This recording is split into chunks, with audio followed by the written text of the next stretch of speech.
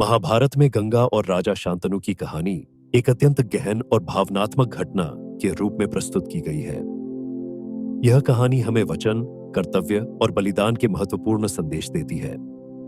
गंगा एक देवी और राजा शांतनु की प्रेम कहानी न केवल उनके व्यक्तिगत जीवन को प्रभावित करती है, बल्कि समग्र महाभारत की घटनाओं को आकार देने में भी महत्वपूर्ण भूमिका निभाती है। किसी समय की बात है, राजा शांतनु नदी के किनारे पर भ्रमण कर रहे थे जब उनकी मुलाकात गंगा से हुई। गंगा की सुंदरता और दिव्यता से राजा शांतनु मंत्रमुग्ध हो गए। उन्होंने गंगा से विवाह का प्रस्ताव किया। गंगा ने इस प्रस्ताव को स्वीकार किया, लेकिन एक शर्त रखी।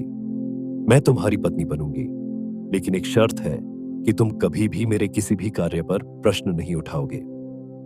राजा शांतनु, जो गंगा के आकर्षण में बंधे हुए थे, बिना किसी संकोच के इस शर्त को स्वीकार करते हैं।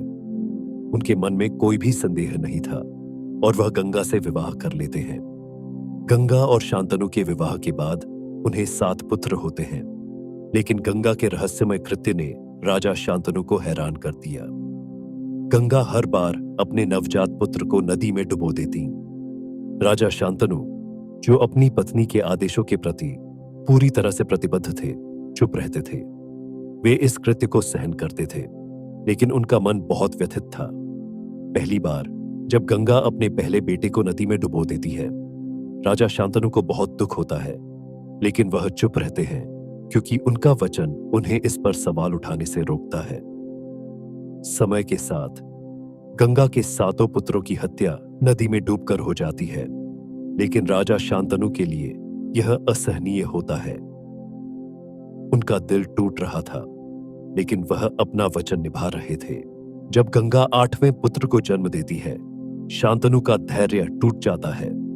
वह गंगा से कहते हैं, गंगा, तुमने क्या किया है?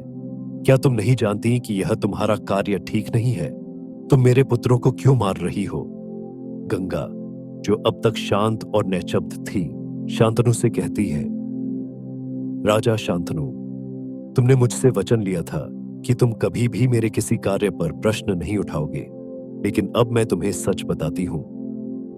इन सभी पुत्रों का जन्म वसु नामक देवताओं के श्राप के कारण हुआ था।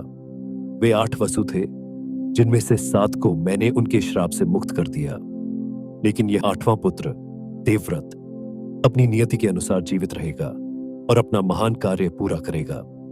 गंगा की बातों से राजा शांतनु की समझ में आता है कि गंगा का यह कृत्य केवल एक शाप का पालन करना था। वह समझ जाते हैं कि गंगा ने अपने पुत्रों को मरने के लिए भेजा था ताकि वे 8 वसु मुक्त हो सके। गंगा ने अपने वचन का पालन करते हुए अपने बेटे को शांतनु के पास छोड़ दिया और खुद गंगा के जल में समा गई। गंगा ने अपने 8वें पुत्र को राजा शांतनु के पास छोड़ दिया और वह अपने बेटे को भविष्य में उसका कर्तव्य निभाने के लिए छोड़कर चली गई।